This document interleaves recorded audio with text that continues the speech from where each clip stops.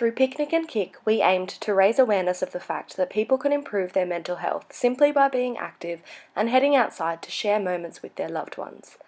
This idea was summed up in our slogan, Healthy Body, Healthy Mind. Our Picnic and Kick awareness campaign was designed around a free family event that was to be hosted at Gosh's Paddock, which sought to raise awareness of the benefits that physical activity can have in the treatment and prevention of mental illness. Through advocating this social event, we hope to spread a movement that will help to destigmatise mental illness and inform people about achievable tips and tricks for coping with mental illness in their modern lives. The event included the centralised Gosh's Paddock event, but also encompassed various locations such as local parks and backyards around the city. The purpose of the event was to encourage physical activity and start conversations about these meaningful issues, as well as reminding people of the benefits and joy the outdoors can bring. Our campaign relied heavily on the use of social media. We built partnerships with Beyond Blue, who provided resources and materials for the event, and we also hoped to build partnership with Rebel Sport. We began the documentation process immediately upon the formation of our group. Google Docs was the simplest and most easily accessible medium to use when collating our report work. We used a group Facebook page to communicate internally throughout the campaign, and we believe this was effective. Most of our groups posts linked back to our Google Doc, and group members were constantly up to date and in contact throughout the entire process. Our internal communication system was, on a whole, effective and simple to use. We were happy with what we put in place and believe the early implementation was critical to its success. We have built a healthy archive of information from which we can draw for our final prototype. We have details of all meeting minutes and all scripts and communication from pre and post campaign, which are placed in great detail within our Google Doc. Through external communication collation or storage of email communication with organisations such as Beyond Blue and the Melbourne City Council, we have a strong evidence of external collaboration from which we can draw for the final prototype as well. Our archive also consists of images from throughout the campaign, from planning to implementation, as well as video and details from our social media channels, such as records of post interactions, shares and reach. Our campaign plan stayed consistent throughout much of the process. We were forced to change venue from the original planned Gosh's Paddock because of cost issues. In partnership with the Melbourne City Council and through their gesture of goodwill, we were able to host the event at Carlton Gardens. We had also planned on partnering with Rebel Sport, who were to supply sporting equipment and assistance on the day. Unfortunately, this did not work out and the sports ball costs came out of our own pockets. These were the only small deviations from our original concept. We planned to have a centralised event which would be supported by our social media pages such as Facebook, Twitter and Instagram.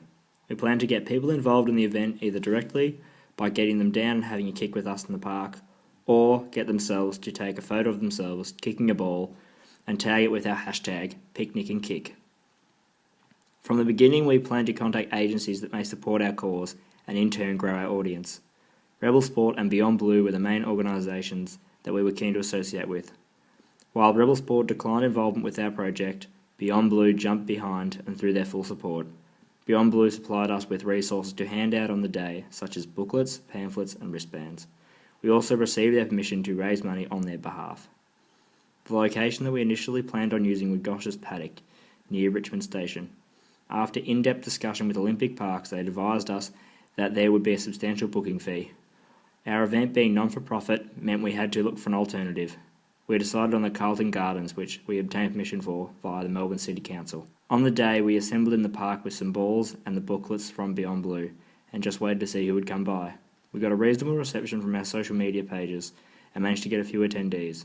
Most notable of the event was the fact that we managed to give out a fair amount of resources and raise under $100 on behalf of Beyond Blue. Issues that we encountered through the creating of this event were time related, in that we didn't have enough time to build a substantial following online before launching the event. Time was wasted on trying to hold the event at Gosh's Paddock and Rebel Sport, which was time we didn't have. As the event drew closer, we realised that we didn't really have enough time between the point that we started promoting the event on social media and the date of the event itself. A couple of weeks may be enough to draw an audience, but it wasn't enough to convince that audience to come down to the event. The fact that the majority of our Facebook followers joined with less than a week out to the event explains why the actual event attendance wasn't as high as we may have wanted it to be. In this day and age, people's schedules are often very filled up, so maybe a few more weeks or a month's notice would have worked in our favour, as it may have resulted in more people finding the time to rock up on the day. Another reason we could have found extra time more useful would be to use social media to really promote the cause that our event was getting behind. PicnicNKick's aim was to raise awareness of the benefits that physical activity and outdoor social interaction lend towards mental health. If we utilised our social media outlets to discuss this topic, even by linking out to other sources of information and different forms of media, like the Transcendent Man Facebook page does, we could have built a stronger understanding amongst our audience in regards to what our event was about and the things it was trying to achieve. One more thing that we did consider during the process of organising our event and may have resulted in a different outcome was to actually decrease the amount of social media platforms that we used. It's possible that the use of numerous platforms spread the audience thin and communication was hindered. For example, something that would be posted on PicnicNKick's Tumblr page wouldn't be seen by our Facebook followers, despite links being provided to them to access this post. If we concentrated on our most effective platform, Facebook, and focused on building our audience and communicating to them there, we may have possibly developed a stronger following. Sticking with Facebook could have also led to us being able to focus on more features that the platform allows, such as making an actual Facebook event. This could have helped as it emphasised the physical element of our event by providing date, time and location reminders to followers. Overall, our group discovered that working with participatory media and getting audiences to participate is not as simple as putting up a Facebook post and asking them to join in. There has to be a reason for them to get involved and make an effort. For our event, this was especially hard to provide when they are not physically present and are only connected virtually. PicnicNKick's connection to charity encouraged people to like the page and show their support online, but it was not enough to get a huge amount of people showing up on the day in person. Nevertheless, we still consider this event to be overall successful, even if it was mainly just from an online perspective.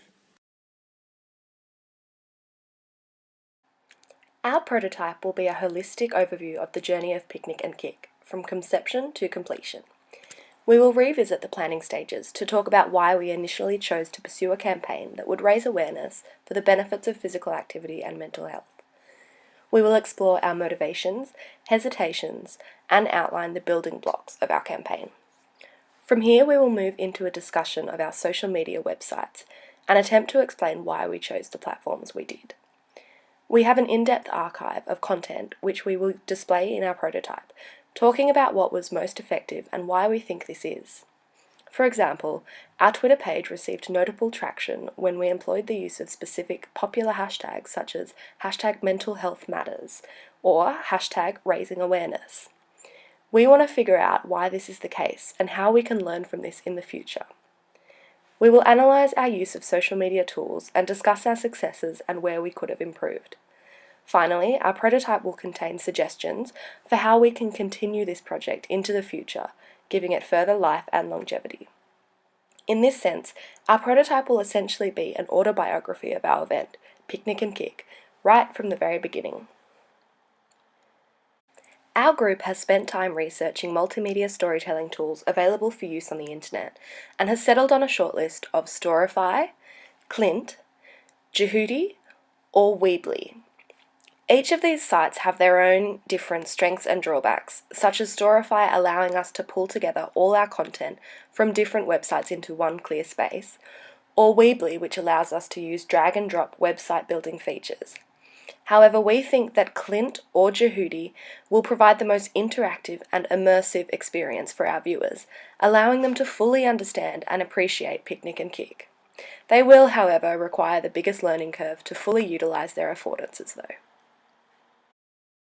In this prototype, we would like to discuss how we get the idea for this event and how we planned it for the event to happen. Also, the actual design and productions of the event, including how we build social media to spread the event to the audience. We also want to discuss the outcome of the events and problems that occur during the productions and the event itself. And the last thing is to discuss the relationship between the productions and event with the questions: how can media be used to produce an interactive documentary? So far at this day, the issues that we have with the prototype is which format should we use to construct the prototype, and how should we use the prototype as a narrative of an interactive documentary.